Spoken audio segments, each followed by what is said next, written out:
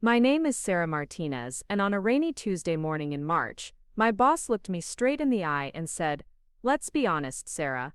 Mothers aren't reliable employees, they're always distracted by their kids." Those 13 words would cost her company $2.7 million. I never imagined that becoming a mother would put a target on my back at work.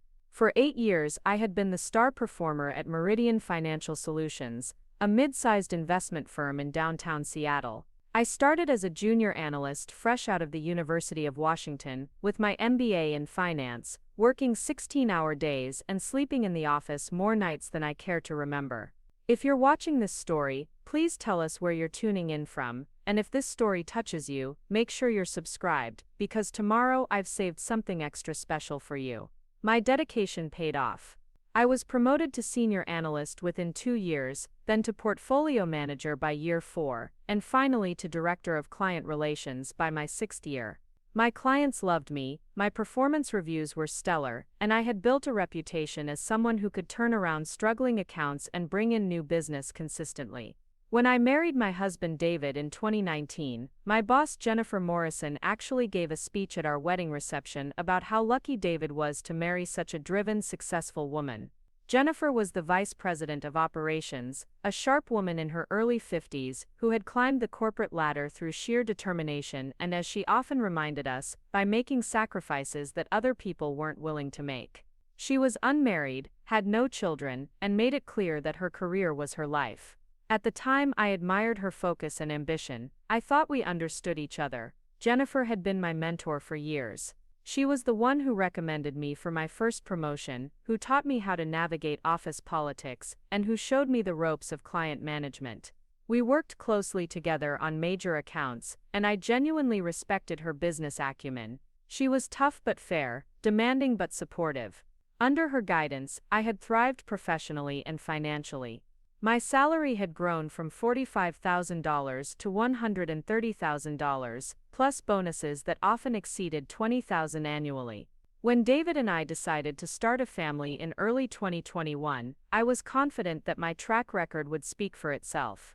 I had never missed a deadline, never lost a major client, and had consistently exceeded my quarterly targets. My maternity leave was planned meticulously. I arranged for my colleague Marcus to handle my accounts temporarily, created detailed transition documents, and even offered to be available by phone for urgent matters. Jennifer seemed supportive during our planning meetings, assuring me that my position would be secure when I returned. Emma was born on September 15, 2021, a beautiful, healthy baby who changed my world completely. Those 12 weeks of maternity leave flew by in a blur of sleepless nights, endless feedings, and the overwhelming joy of holding my daughter. I was nervous about returning to work, but excited to get back to the career I had worked so hard to build. I had arranged for excellent childcare, my mother-in-law was available for backup support, and David and I had coordinated our schedules to ensure Emma would always be well cared for. My first day back in January 2022 started normally enough. I arrived at 7:30 in the morning, just as I always had, dressed professionally and ready to dive back into my responsibilities. Marcus had done an excellent job maintaining my accounts, and I spent the morning reviewing client updates and preparing for meetings. My assistant Lisa welcomed me back warmly, and several colleagues stopped by to see photos of Emma and congratulate me on becoming a mother. The first sign that something had changed came during the weekly department meeting that Thursday. Jennifer was discussing the quarterly client review assignments, and I noticed that several accounts that had previously been mine were now permanently assigned to other team members. When I asked about it privately after the meeting, Jennifer waved off my concerns. "You're just getting back into the swing of things, Sarah," she said dismissively. "We thought it would be better to ease you back in gradually. Don't worry, there will be plenty of opportunities to rebuild your portfolio." The phrase "rebuild your portfolio" struck me as odd. I hadn't lost my portfolio. I had simply been on maternity leave, but I decided to give her the benefit of the doubt. Perhaps she was being considerate, allowing me time to adjust to being a working mother. Over the next few weeks, however, the pattern became more troubling. I was excluded from new business development meetings that I had always attended. My input was no longer sought on strategic planning sessions. When the annual client conference planning committee was announced, my name was conspicuously absent, despite having chaired the committee for the previous 2 years. Most concerning of all, my office was relocated from the prestigious corner suite I had earned through my years of success to a smaller interior office with no windows. When I asked Jennifer about these changes, she had ready explanations for everything. The new business meetings were too demanding for someone adjusting to motherhood. The strategic planning required intense focus that might be difficult with new parent distractions. The conference committee needed someone who could travel extensively, which surely wouldn't be possible for me now. The office change was simply due to space reorganization and had nothing to do with my status. Each explanation seemed reasonable on its surface, but taken together, they painted a picture of systematic marginalization. I was being treated as if having a baby had somehow diminished my professional capabilities, despite the fact that my work performance remained excellent. I continued to meet all my deadlines, maintain strong client relationships, and contribute meaningfully to team projects. Yet I could feel myself being pushed to the periphery of the organization I had helped build. The situation escalated in March, when annual performance reviews were conducted. Despite another year of meeting or exceeding all my targets, my review was marked as satisfactory rather than the excellent ratings I had consistently received in previous years. More shocking was the section on areas for improvement, which noted concerns about my long-term commitment to the organization and potential conflicts between personal responsibilities and professional obligations. I was stunned. Nothing in my behavior or performance since returning from maternity leave had suggested any lack of commitment. I had worked my full schedule, attended all required meetings, and maintained my usual standards of excellence. The review felt like a preemptive strike, creating a paper trail to justify future negative actions against me. When I tried to discuss these concerns with Jennifer, she insisted the review was fair and suggested I focus on proving my dedication rather than questioning the assessment. The breaking point came in April during a department-wide meeting about a major new client opportunity. Henderson Industries was looking to move their substantial portfolio to a new investment firm, and the potential account was worth over $50 million in assets under management. This was exactly the type of high-profile opportunity I had successfully pursued throughout my career. I had a strong relationship with Henderson's CFO from my previous work, and I knew their investment philosophy aligned perfectly with our firm's approach. When Jennifer opened the floor for volunteers to lead the pitch team, I immediately raised my hand and outlined my qualifications and existing relationship with the client. The room fell silent. Several of my colleagues looked uncomfortable, and I could see confusion in their faces. Finally, Jennifer spoke up with a condescending smile. "That's very enthusiastic of you, Sarah, but I think this opportunity requires someone who can give it their full attention. Marcus, why don't you take the lead on this one? You don't have any distractions at home." The word distractions hit me like a physical blow. My daughter was not a distraction, she was my child, and my ability to be an excellent mother had no bearing whatsoever on my professional competence. After the meeting, I approached Jennifer privately in her office. I closed the door and sat down across from her imposing mahogany desk, trying to keep my voice steady and professional despite the rage building inside me. "Jennifer, I need to understand what's happening here. Since I returned from maternity leave, I've been systematically excluded from opportunities and responsibilities that were previously part of my role. My performance hasn't declined, but my treatment certainly has." Jennifer leaned back in her leather chair and studied me for a long moment. When she finally spoke, her tone was casual, almost conversational, as if she were discussing the weather rather than my career. "Sarah, you're a smart woman, so let's be honest here. Things change when you have children. Your priorities shift, and that's natural. But this is a demanding business that requires total commitment." I tried to maintain my composure. "My commitment hasn't wavered. I'm meeting all my deadlines, my client satisfaction scores are excellent, and I'm contributing at the same level I always have." Jennifer shook her head slowly, as if explaining something obvious to a child. "It's not about what you're doing now, it's about reliability going forward. What happens when your daughter gets sick? When there's a school event? When your babysitter cancels? Clients need to know their account manager is completely focused on their needs." The conversation was becoming increasingly surreal. I was being penalized not for any actual performance issues, but for hypothetical future problems that might or might not occur. Jennifer parents successfully balance work and family responsibilities every day. There's no reason to assume I can't do the same. That's when she delivered the words that would change everything. Jennifer's expression hardened, and she looked me directly in the eye with unmistakable coldness. Let's be honest, Sarah, mothers aren't reliable employees. They're always distracted by their kids. It's just biology. Women's brains change when they have children, and they lose focus on their careers. I've seen it happen dozens of times. You might think you're different, but you're not. The silence in the room was deafening. I felt as if all the air had been sucked out of my lungs. Here was my former mentor, a woman I had respected and admired, calmly explaining that my gender and my decision to become a mother had fundamentally disqualified me from professional success in her eyes. The discrimination wasn't subtle or implied, it was explicit and unapologetic. I found my voice, though it came out as barely more than a whisper. Are you seriously telling me that my performance doesn't matter? That my 8 years of excellent work counts for nothing because I chose to have a child? Jennifer's expression didn't change. I'm telling you the reality of the situation. Preparing and narrating this story took us a lot of time, so if you are enjoying it, subscribe to our channel. It means a lot to us. Now back to the story. This firm needs people who can give 100%. Mothers can't do that, no matter what they tell themselves.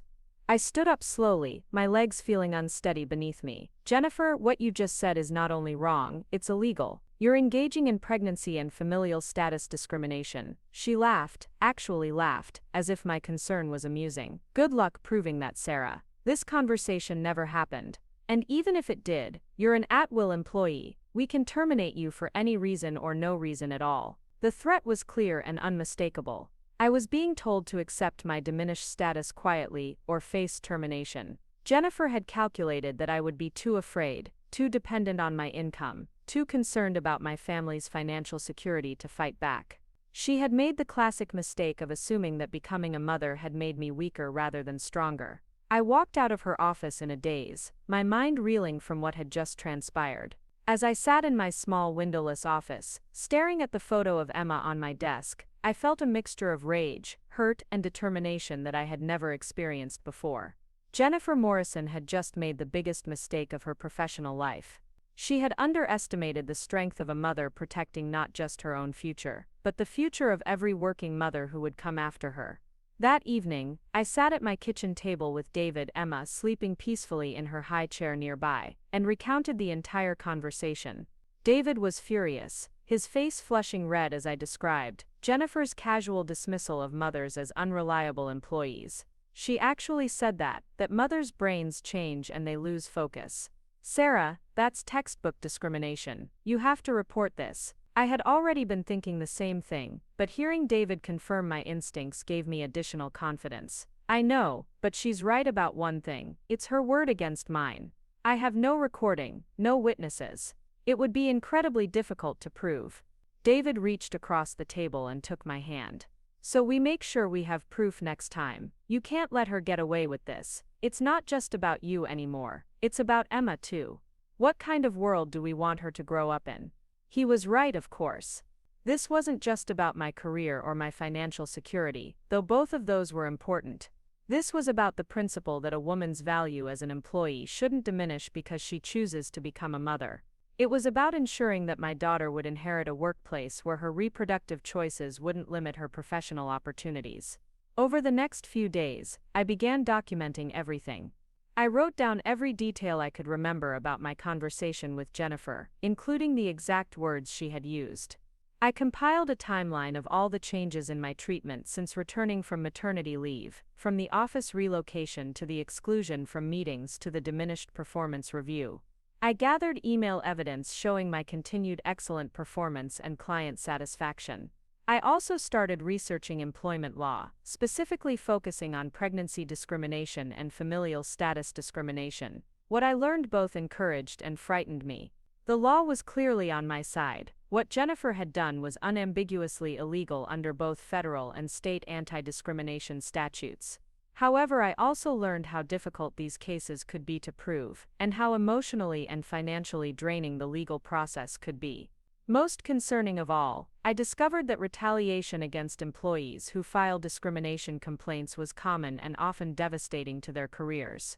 Even if I ultimately won a legal case, there was a good chance that my career at Meridian Financial would be over, and my reputation in the industry could be damaged. Jennifer and the company would likely make my life miserable in an attempt to force me to quit or to discourage other employees from coming forward. But as I looked at Emma sleeping in her crib, I knew I had no choice.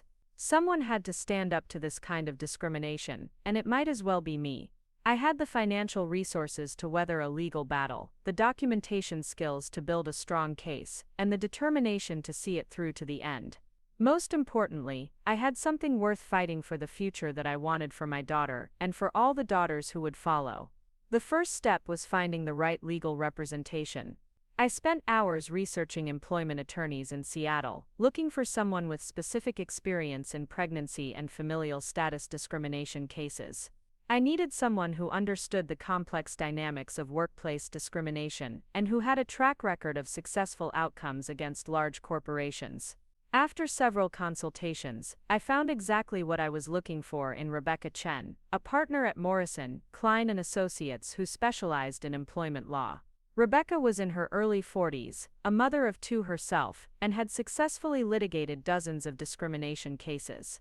During our first meeting, she listened intently as I recounted my experience, taking detailed notes and asking perceptive questions.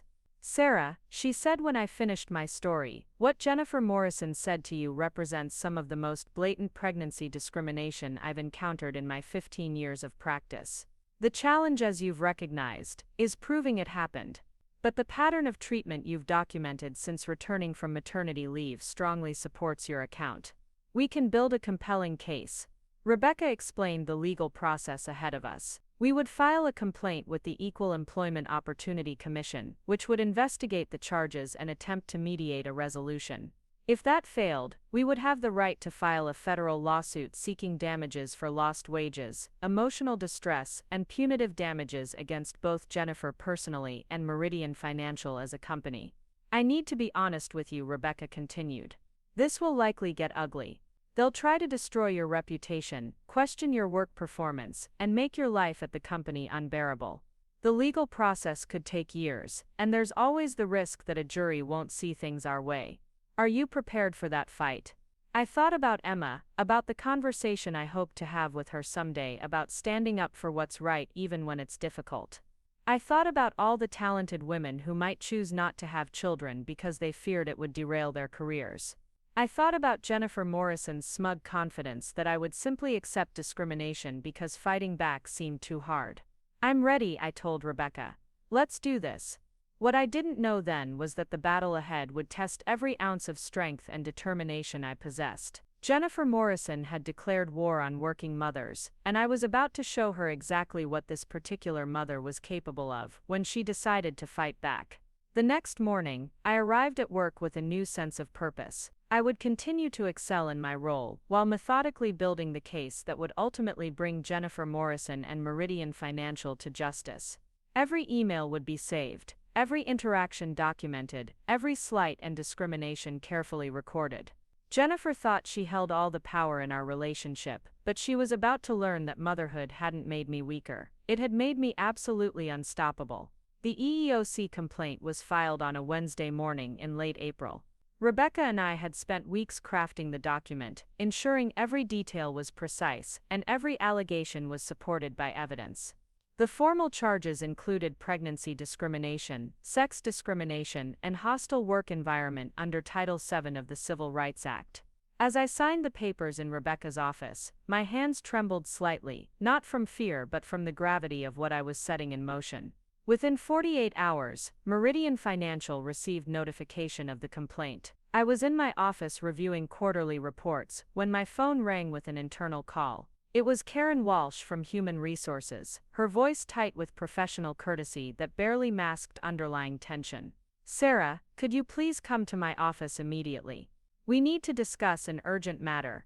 The walk to HR felt like a death march. Other employees glanced at me curiously as I passed their desks, and I wondered if word had already spread about the complaint. Karen's office was sterile and unwelcoming, decorated with corporate motivational posters that seemed particularly ironic given the circumstances. She gestured for me to sit across from her desk while she opened a thick folder. "Sarah, we've received some very serious allegations about your treatment here at Meridian Financial," Karen began, her tone carefully neutral. "I want you to know that we take these matters extremely seriously and will conduct a thorough investigation.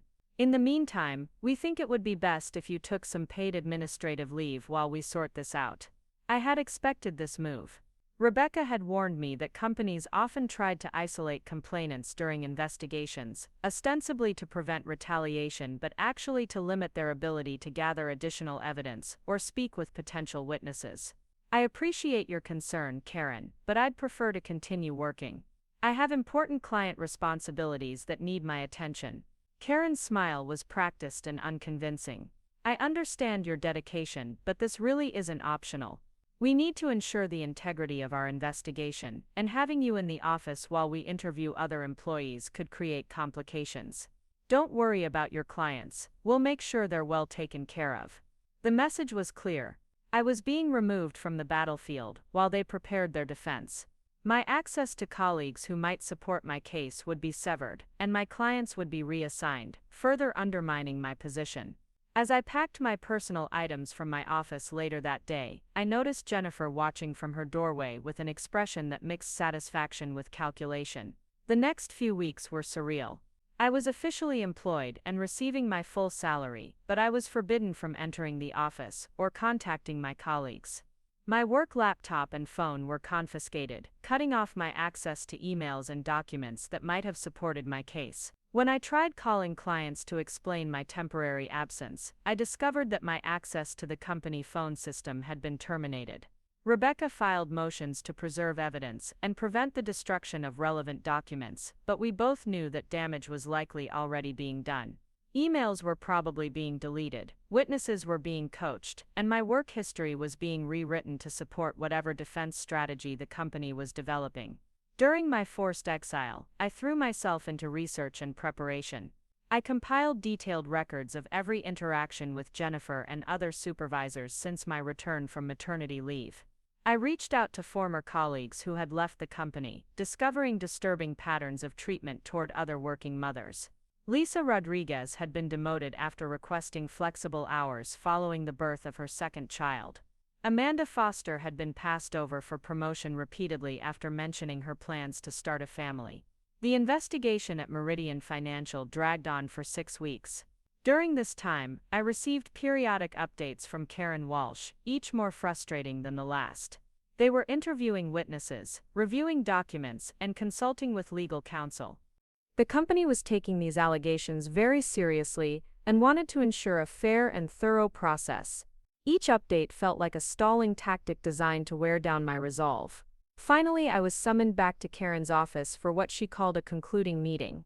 The space felt even more oppressive than before, and Karen's demeanor had shifted from professionally concerned to coldly adversarial.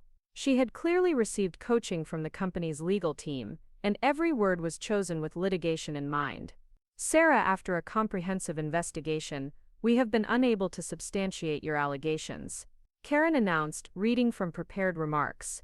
"While we found some areas where communication could have been improved, there is no evidence of discriminatory treatment based on your status as a mother. However, we are committed to moving forward constructively." I had expected this outcome, but it still stung to hear my experiences dismissed so categorically. "What about the witnesses I provided? Did you interview my colleagues who observed the changes in my treatment?" Karen's response was practiced and evasive. "We interviewed all relevant personnel and reviewed all pertinent documentation. Our conclusion is based on a thorough examination of the facts." The meeting concluded with what Karen described as a generous settlement offer. Meridian Financial was prepared to provide me with 6 months of severance pay, continuation of health benefits, and a positive reference letter in exchange for my resignation and a comprehensive release of all claims against the company. The offer was presented as a win-win solution that would allow both parties to move forward without the expense and uncertainty of continued litigation. I declined the offer immediately. Karen, I'm not interested in being bought off. What happened to me was illegal, and I intend to pursue every available remedy. I'll be returning to work on Monday morning, and I expect to be treated with the respect and professionalism that my performance record demands. Karen's mask slipped slightly, revealing the frustration beneath her professional facade. Sarah, I think you're making a mistake. Litigation is expensive and uncertain, and it could damage your reputation in the industry. This offer represents a fair resolution that recognizes your contributions to the company while allowing everyone to move forward. The threat was subtle but unmistakable. Fight this case, and your career in finance might be over. Accept our offer, and you can leave quietly with your reputation intact. It was the same calculation that had probably convinced other women to remain silent about discrimination they had experienced. My reputation will be just fine, I replied, standing to leave. I'll see you Monday morning.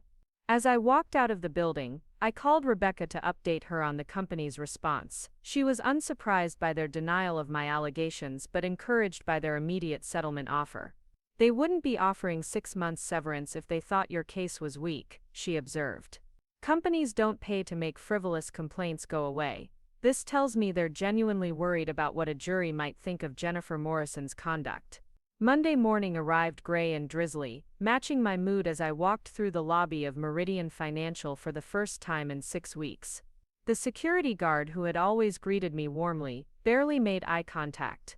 The receptionist offered a strained smile before quickly looking away. Word had clearly spread throughout the organization that I was now a pariah, someone who had violated the unspoken code of corporate loyalty. My office had been stripped of most personal touches during my absence. The photos of Emma were still on my desk, but other items had mysteriously disappeared. My files had been reorganized, and I suspected that some documents had been removed entirely. Most telling of all, my computer password had been changed, and IT claimed they would need several hours to restore my access to email and client databases. The first few days were exercises in professional isolation. Colleagues who had previously been friendly now avoided eye contact in hallways. Meetings that I would normally attend proceeded without me, and I learned about them only when I saw the calendar invitations that had been sent to others. My phone rarely rang, and when it did, the calls were usually misdirected inquiries meant for other team members. Jennifer Morrison was masterful in her campaign of subtle retaliation. She never said anything overtly hostile or threatening, but her actions spoke volumes. She scheduled team meetings at times when she knew I had client calls. She reassigned my most lucrative accounts to other managers without explanation. She excluded me from client entertainment events and industry conferences that had previously been part of my responsibilities. Most insidiously, she began undermining my relationships with existing clients through carefully planted doubts about my commitment and focus. During a conference call with one of my largest accounts, Peterson Manufacturing, she made seemingly innocent comments about ensuring they had consistent service during their account manager's transition period. When the client asked what transition she was referring to, Jennifer smoothly explained that new parents often needed time to adjust their professional priorities. The psychological toll was enormous. I found myself second-guessing every decision, wondering if my colleagues were discussing my case behind closed doors, and feeling increasingly isolated in an environment where I had once thrived. David noticed the change in my demeanor immediately, and we had long conversations about whether continuing the fight was worth the personal cost. "You don't have to prove anything to anyone," he reminded me one evening as we sat in our living room while Emma played with her toys. "We have enough savings to get by while you look for another job. You don't have to endure this treatment just to make a point." His concern was touching and completely understandable, but I couldn't shake the feeling that backing down now would validate everything Jennifer Morrison believed about working mothers. "This isn't just about making a point," I explained. "If I don't fight this, the next woman will face the same discrimination, and the one after that. Someone has to draw a line in the sand and say this behavior is unacceptable." David nodded, understanding my determination even as he worried about its cost. The breakthrough in our case came from an unexpected source. Rebecca had been methodically interviewing former Meridian Financial employees, looking for patterns of discriminatory behavior that might support our claims. During one of these interviews, she discovered that the company's own policies might provide powerful evidence in our favor. Janet Williams had worked in HR at Meridian Financial for 12 years before leaving the previous year to care for her aging mother. During her tenure, she had been responsible for developing and implementing the company's diversity and inclusion policies. What Rebecca learned from Janet was that Meridian Financial had extensive written policies prohibiting exactly the kind of discrimination I had experienced. The company requires all managers to receive annual training on preventing pregnancy discrimination, Janet explained during a videotaped deposition. Jennifer Morrison attended these sessions every year and received certification in appropriate management practices. The policies explicitly state that employment decisions cannot be based on assumptions about mothers being less committed or reliable employees. Even more damaging was Janet's recollection of previous complaints about Jennifer's treatment of working mothers. There had been informal complaints over the years, but nothing was ever formally documented. The company preferred to handle these situations quietly, usually by transferring the affected employee to a different department or encouraging them to leave voluntarily. This pattern of prior complaints was crucial to our case. It demonstrated that Meridian Financial knew or should have known about Jennifer's discriminatory attitudes but failed to take corrective action. Under employment law, this could make the company liable for punitive damages in addition to compensatory damages. Rebecca also uncovered financial documents showing that Meridian Financial had settled several previous discrimination complaints confidentially, suggesting a corporate culture that preferred to pay off victims rather than address systemic problems. While the specific details of these settlements were protected by confidentiality agreements, their existence supported our argument that the company had notice of discriminatory practices. As our legal case strengthened, the pressure on me at work intensified. Jennifer seemed to sense that her carefully constructed defense was crumbling, and her retaliation became more desperate and obvious. She began documenting minor performance issues that she had never mentioned during my 8 years of employment. She criticized my client interaction style, questioned my strategic decision-making, and suggested that my work quality had declined since returning from maternity leave.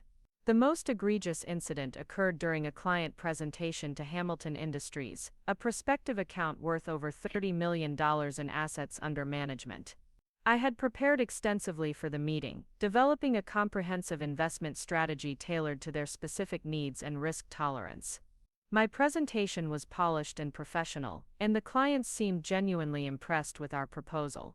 However, during the question and answer session, Jennifer interrupted repeatedly to clarify or correct points I had made, undermining my credibility in front of the prospective clients. When I mentioned our firm's track record with similar manufacturing companies, she interjected that those relationships were managed by other team members who had dedicated focus on the sector. After the clients left, Jennifer called me into her office for what she described as constructive feedback.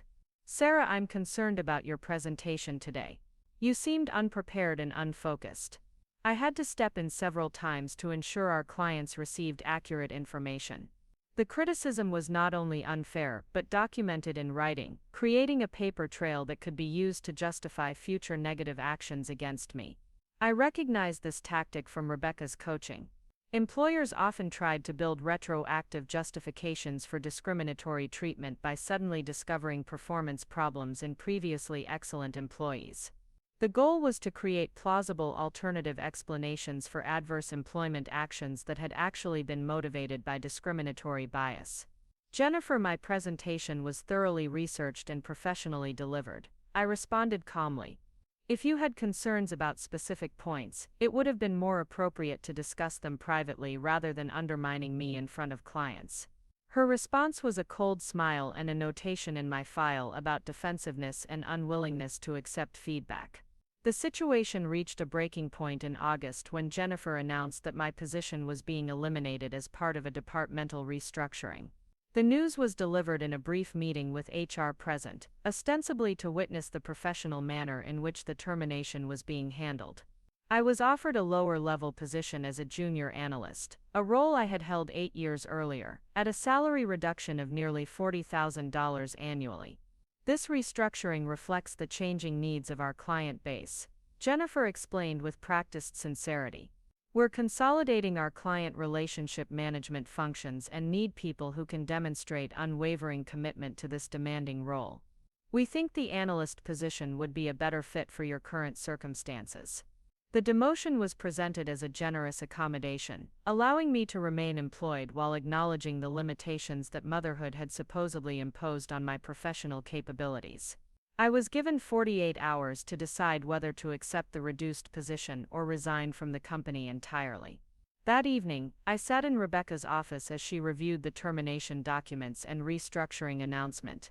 Her expression grew increasingly grim as she absorbed the details of Meridian Financial's latest move. "This is retaliation, pure and simple," she concluded.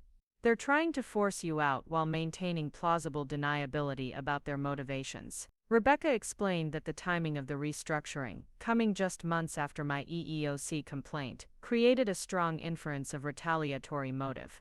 The fact that I was the only employee affected by this particular restructuring, despite the company's claims about departmental reorganization, further supported our case. Most importantly, the dramatic reduction in salary and responsibilities would constitute constructive termination under employment law, meaning I could treat it as an illegal firing. "Sarah, this is actually good news for our case," Rebecca said, her tone becoming more confident. "They've overplayed their hand. A jury will see this for what it is, a transparent attempt to punish you for filing a discrimination complaint. We now have even stronger grounds for our federal lawsuit." The decision was easier than I had expected. I would not accept the demotion, which would validate Jennifer's assessment of my reduced value as an employee and mother. Instead, I would resign from Meridian Financial and pursue our federal case with renewed determination. Jennifer Morrison had just provided us with the smoking gun we needed to prove that her discriminatory attitudes were not isolated incidents, but part of a systematic pattern of retaliation. On my final day at Meridian Financial, I cleaned out my office methodically, packing 8 years of professional memories into boxes that seemed inadequately small.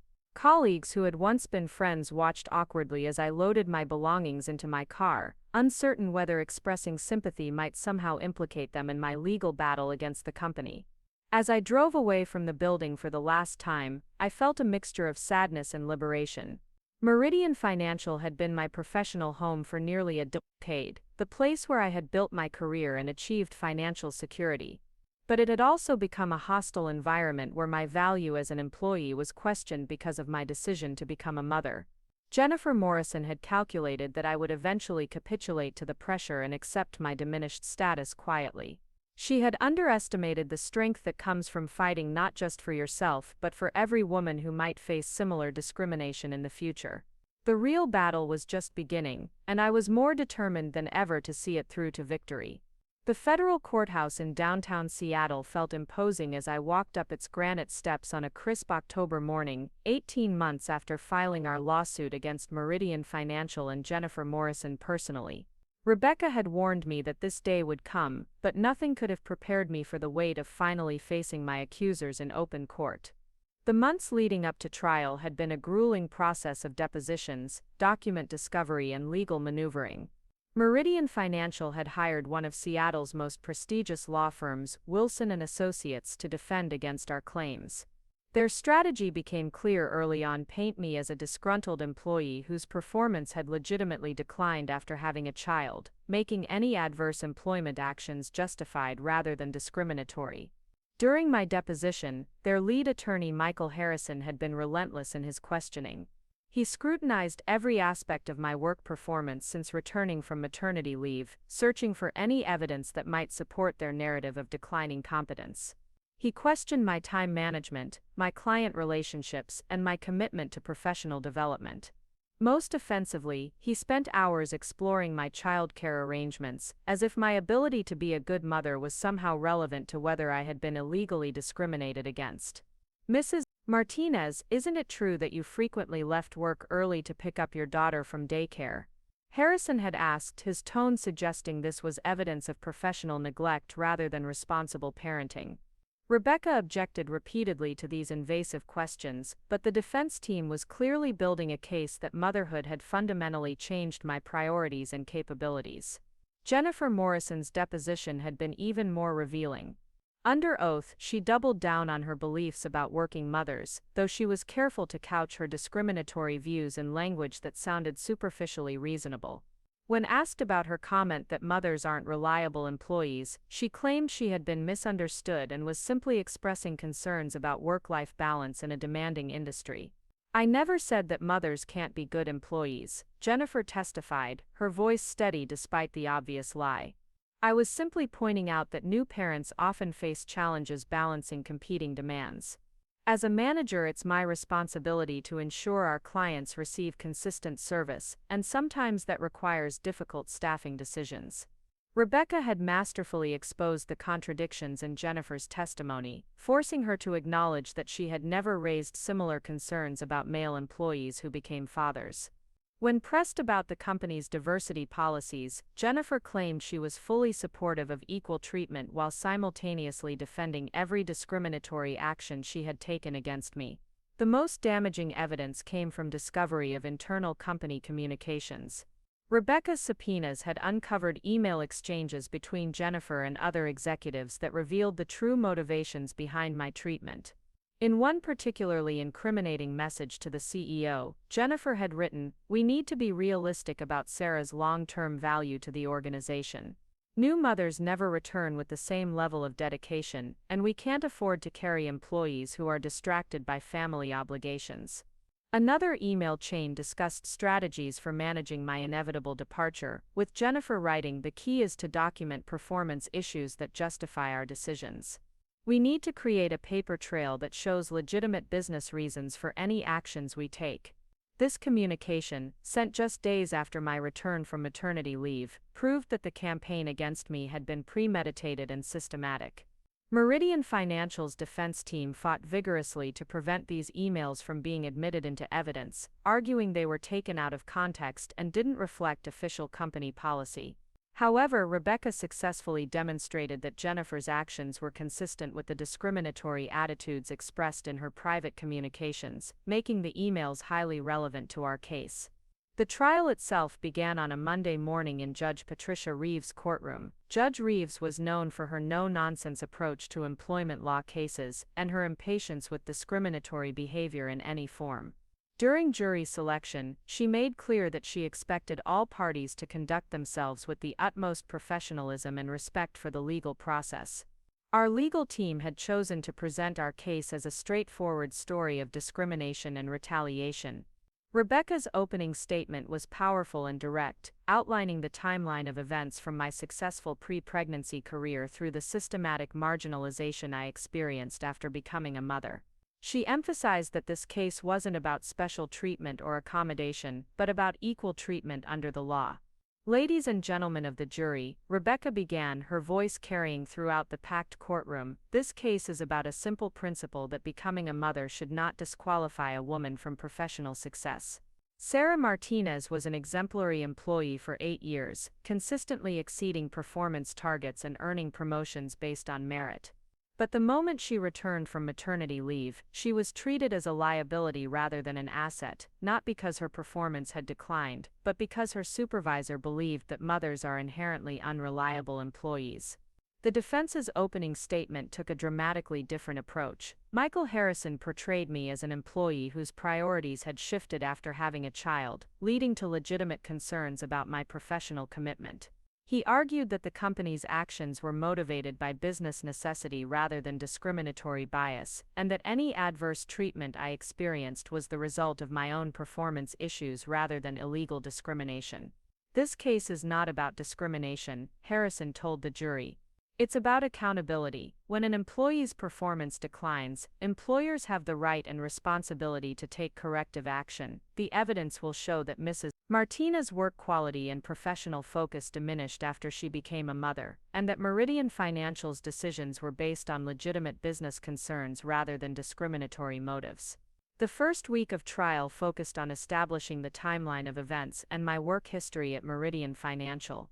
Rebecca called several former colleagues who testified about my excellent reputation and professional capabilities before my maternity leave. Lisa Kim, who had worked closely with me on client accounts, described the dramatic change in my treatment after returning to work. "Sarah was one of the most respected analysts in the company," Lisa testified. "Her clients trusted her completely, and she had a reputation for going above and beyond to deliver excellent service. After she came back from maternity leave, it was like she had become invisible. She was excluded from meetings, passed over for assignments, and treated like she wasn't capable of handling the same responsibilities she had managed successfully for years. Marcus Thompson, who had temporarily managed my accounts during my maternity leave, provided crucial testimony about the continuity of client relationships and the quality of work I had produced. When Sarah returned, the transition back to her was seamless, he explained. Her clients were thrilled to have her back, and she immediately picked up where she had left off. There was no decline in her performance or capabilities that I could observe. The defense attempted to undermine these testimonies by suggesting that my colleagues were biased in my favor or were not in positions to evaluate my performance objectively. However, their cross-examinations largely backfired, as the witnesses remained consistent in their accounts and came across as credible and truthful. Jennifer Morrison's testimony was the centerpiece of the defense case. She took the stand on Thursday of the second week, dressed professionally and projecting an image of competent leadership. Under direct examination by her attorneys, she presented herself as a fair and reasonable manager who had made difficult but necessary decisions based on legitimate business concerns. "I have always supported working mothers," Jennifer testified, her voice conveying apparent sincerity. "Some of my best employees have been women with children. My concerns about Mrs. Martinez were specific to her individual situation and had nothing to do with her status as a mother." She went on to detail what she claimed were performance issues and professional shortcomings that justified the actions taken against me. However, Rebecca's cross-examination was devastating. Armed with the internal emails and documentation of Jennifer's discriminatory statements, she systematically dismantled Jennifer's carefully constructed narrative. When confronted with her own written words about mothers being unreliable employees, Jennifer's composed facade began to crack. "Miss Morrison, when you wrote that new mothers never return with the same level of dedication, what did you mean by that?" Rebecca asked, her tone deceptively casual. Jennifer fumbled for an explanation, claiming the email was taken out of context and didn't reflect her true beliefs about working mothers. "And when you told Mrs. Martinez that mothers aren't reliable employees and that women's brains change when they have children, were those statements also taken out of context?" Rebecca pressed. Jennifer's denial was unconvincing, particularly when Rebecca played audio recordings I had made of subsequent conversations where Jennifer had made similar comments. The most powerful moment of the trial came when Rebecca presented evidence of Meridian Financial's own policies regarding pregnancy discrimination. Janet Williams, the former HR director, testified about the extensive training all managers received on avoiding discriminatory practices and the company's written commitment to equal treatment of working parents. Every manager at Meridian Financial was required to complete annual training on preventing pregnancy and familial status discrimination, Janet explained. The training specifically addressed the types of assumptions and stereotypes about working mothers that are prohibited under federal law. Ms. Morrison completed this training every year and signed acknowledgments that she understood the company's policies. This testimony was crucial because it demonstrated that Jennifer's discriminatory actions were not the result of ignorance or misunderstanding, but represented a willful violation of clearly established policies and legal requirements.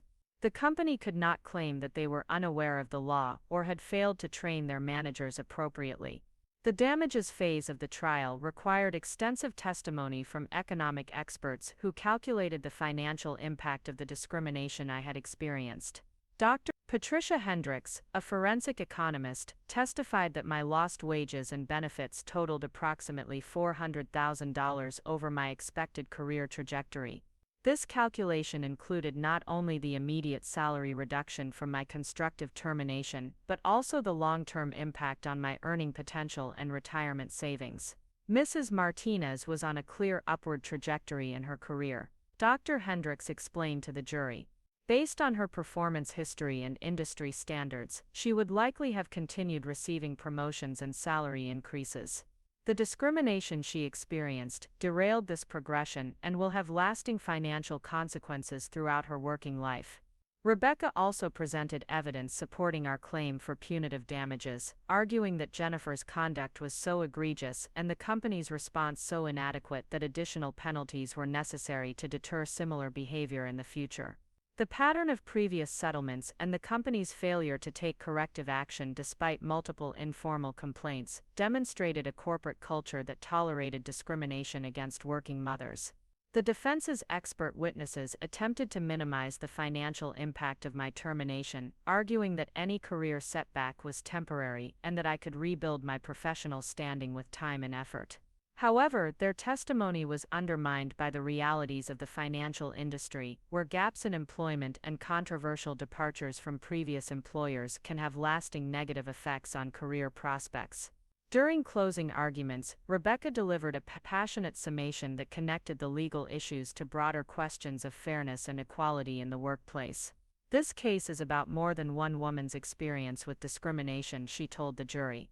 "It's about whether we as a society will tolerate the systematic exclusion of mothers from professional opportunities based on outdated stereotypes and prejudices." Michael Harrison's closing argument focused on alternative explanations for my treatment at Meridian Financial, arguing that any adverse actions were justified by legitimate business concerns rather than discriminatory motives. However, his arguments struggled against the weight of documentary evidence and witness testimony that clearly established a pattern of discriminatory behavior. After 3 days of deliberation, the jury returned with their verdict. As the foreman read the decision aloud, I felt my heart pounding so loudly I was sure everyone in the courtroom could hear it. Guilty on all counts.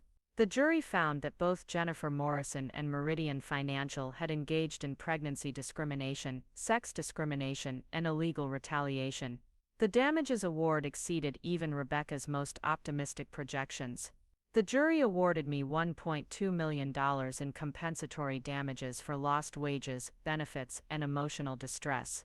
More importantly, they awarded an additional $1.5 million in punitive damages, sending a clear message that discriminatory behavior against working mothers would not be tolerated.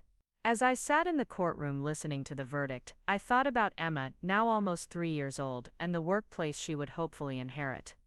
The financial award was significant, but the real victory was the precedent we had established and the message we had sent to employers who might consider discriminating against working mothers. Jennifer Morrison's face was ashen as she listened to the verdict. For the first time since this ordeal began, she looked genuinely shaken by the consequences of her actions.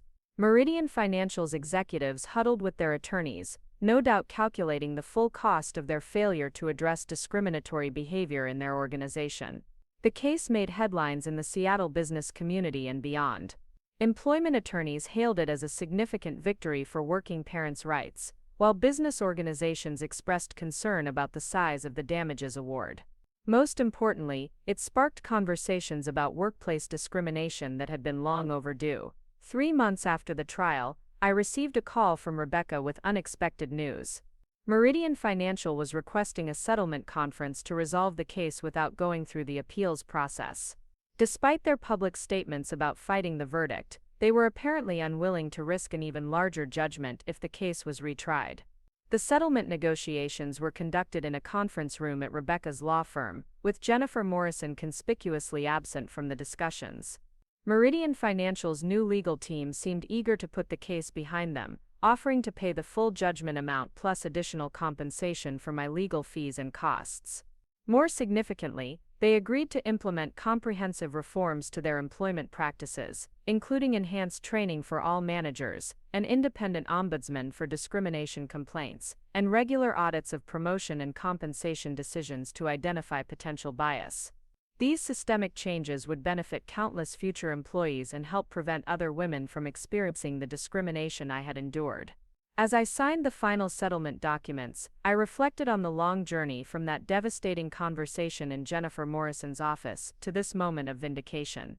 The process had been emotionally and financially draining, but it had also been empowering in ways I never could have anticipated. Jennifer Morrison was quietly terminated from Meridian Financial 2 weeks after our settlement was finalized. Her departure was announced as a voluntary resignation to pursue other opportunities, but industry insiders understood the real reason for her exit. The woman who had once told me that mothers aren't reliable employees had discovered that discrimination doesn't pay. 2 years have passed since the settlement was finalized, and my life has transformed in ways I never could have imagined during those dark months of fighting Meridian Financial. The financial security from the lawsuit allowed me to take time to carefully consider my next career move, rather than desperately accepting the first opportunity that came along. More importantly, it gave me the freedom to become an advocate for other working mothers facing similar discrimination. Emma is now 5 years old and starting kindergarten this fall. She has no memory of the stress and uncertainty that consumed our household during the legal battle, but she will grow up in a world where her mother stood up for what was right and won. When she's older, I'll tell her about the importance of fighting injustice, even when it seems impossible to win. The speaking engagements began almost immediately after the case made national news. Law firms, professional organizations, and women's groups across the country wanted to hear about my experience and the lessons learned from taking on workplace discrimination. My first speaking engagement was at a conference for employment attorneys in San Francisco, where I shared my story with lawyers who represented other victims of workplace discrimination. Standing at that podium, looking out at an audience of legal professionals who had dedicated their careers to fighting injustice, I felt a sense of purpose that had been missing since leaving Meridian Financial. The questions from the audience were thoughtful and engaged, focusing on practical strategies for building strong discrimination cases and supporting clients through the emotional toll of litigation. Rebecca accompanied me to that first speaking engagement, and afterward she made an observation that would change the trajectory of my career. "Sarah, you have a gift for explaining complex legal concepts in ways that ordinary people can understand. Have you ever considered going to law school?" The suggestion seemed absurd at first. I was 35 years old with a young daughter and no background in legal studies. But as I thought about it more, the idea began to take root. The more I spoke with other victims of workplace discrimination, the more I realized how desperately they needed advocates who understood their experiences from the inside. Many employment attorneys, while skilled and dedicated, had never personally faced the isolation and retaliation that comes with challenging discriminatory behavior. My unique perspective as both a victim and a successful plaintiff could help other women navigate similar battles. After months of consideration and extensive discussions with David, I made the decision to apply to law school with a focus on employment law. The University of Washington's evening program would allow me to maintain my speaking schedule and spend time with Emma while pursuing my legal education. The admissions committee was intrigued by my background and my clear sense of purpose, and I was accepted with a partial scholarship based on my commitment to public interest law. Law school was more challenging than I had anticipated, particularly while balancing family responsibilities and a growing speaking career. Constitutional law, civil procedure, and contract law required a completely different type of analytical thinking than I had used in financial services. But employment discrimination law felt like coming home.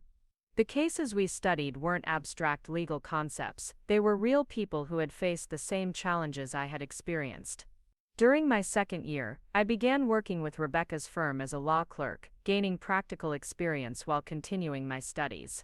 My first case involved a software engineer named Patricia Liu who had been demoted after announcing her pregnancy. The parallels to my own experience were striking, but Patricia's situation was complicated by the fact that she worked for a small startup where informal policies and casual discrimination were harder to document. Working on Patricia's case reminded me why I had chosen to pursue law. Her employer had been subtly but systematically undermining her position since her pregnancy announcement, shifting her responsibilities to male colleagues and excluding her from important technical decisions. The discrimination was harder to prove than in my case, because it was more subtle, but it was no less real or damaging to Patricia's career. Rebecca gave me increasing responsibility on the case, allowing me to conduct witness interviews and draft legal briefs under her supervision. The experience of building a discrimination case from the inside was both educational and therapeutic. I was using the skills I had learned during my own legal battle to help another woman fight for her rights and dignity. Patricia's case settled favorably after 8 months of litigation, with her employer agreeing to restore her position and provide substantial compensation for the discrimination she had experienced. More importantly, the company implemented new policies and training programs to prevent similar discrimination in the future. Watching Patricia's relief and gratitude when the settlement was announced reminded me why this work was so important. My speaking engagements evolved from simply telling my story to providing practical guidance for women facing workplace discrimination. I developed presentations on recognizing discriminatory behavior, documenting evidence, and building support networks during legal challenges. The feedback was overwhelmingly positive, with many audience members approaching me afterward to share their own experiences and seek advice. One particularly memorable speaking engagement was at a conference for working mothers in technology, an industry notorious for its treatment of women and parents. The audience of software engineers, product managers, and entrepreneurs was highly engaged, asking detailed questions about legal strategies and workplace advocacy. Many of them had experienced subtle forms of discrimination that they had never considered challenging legally. After my presentation, a young product manager named Rachel approached me with tears in her eyes. She had been passed over for promotion repeatedly since having her first child, despite consistently excellent performance reviews. Her manager had made comments about her divided attention and questioned whether she was truly committed to advancing her career. Rachel had begun to internalize these messages, wondering if perhaps motherhood had indeed diminished her professional capabilities. "Your story made me realize that the problem isn't with me," Rachel said. "It's with a system that assumes mothers can't be dedicated employees. I'm going to document everything and fight back if this continues." 6 months later, Rachel contacted me to report that she had received the promotion she deserved after presenting her documentation to senior management and threatening legal action. These individual victories were deeply meaningful, but I also began to see the need for broader systemic change. During my third year of law school, I wrote my senior thesis on the economic impact of pregnancy discrimination, documenting how these practices not only harm individual women, but also create inefficiencies and talent losses for employers. The research showed that companies with strong anti-discrimination policies and supportive family leave practices had higher employee retention, better productivity, and improved financial performance. My thesis caught the attention of Professor Elizabeth Carter, who directed the university's employment law clinic.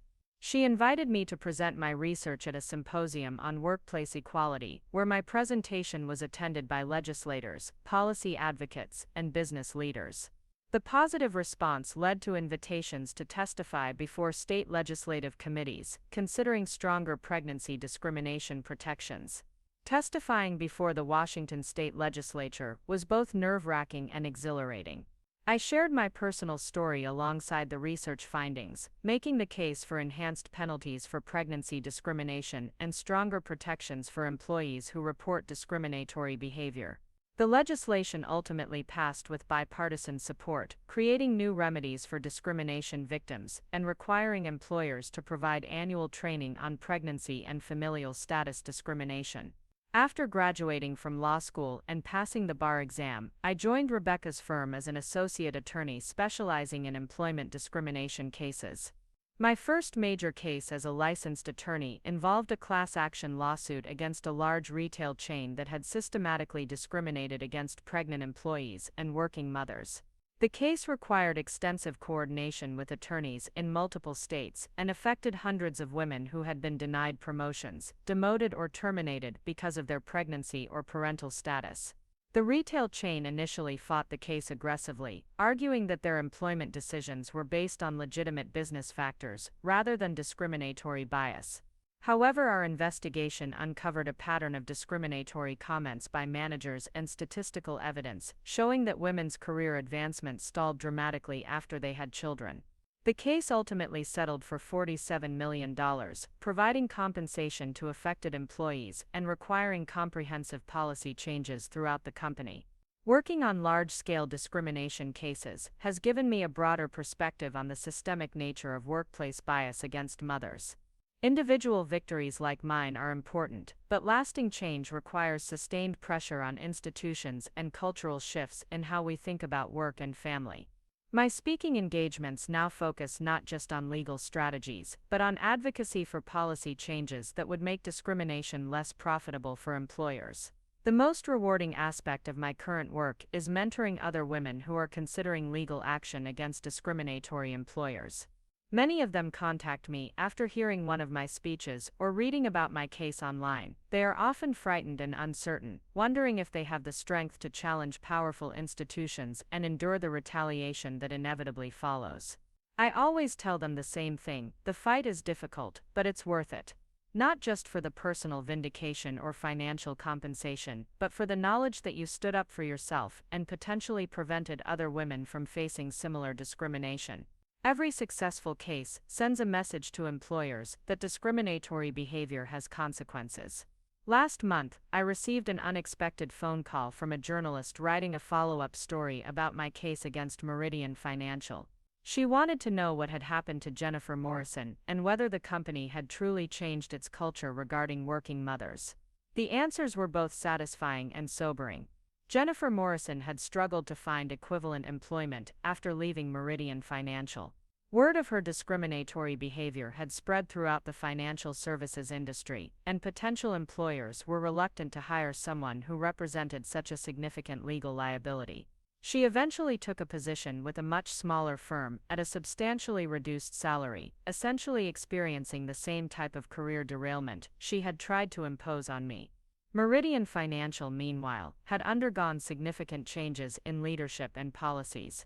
The company hired a new vice president of human resources who implemented comprehensive anti-discrimination training and established clear procedures for reporting and investigating bias complaints.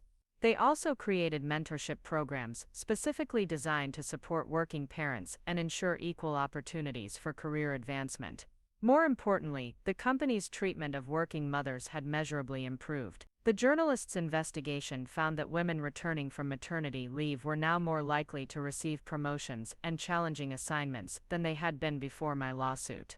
The financial cost of discrimination had proven to be an effective motivator for institutional change. As I sit in my law office today, surrounded by case files and legal briefs, I often think about that conversation with Jennifer Morrison that started this entire journey. Her 13 words about mothers being unreliable employees cost her company nearly $3 million and ultimately ended her career. More importantly, those words sparked a legal battle that has helped countless other women fight similar discrimination.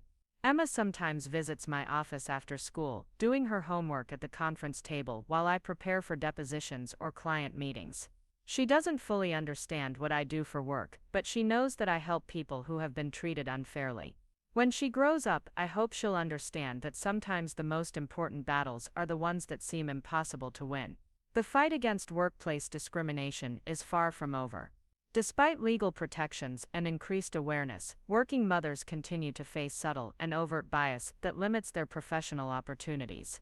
But each successful case, each policy change, and each cultural shift brings us closer to a world where a woman's decision to become a mother doesn't determine the trajectory of her career.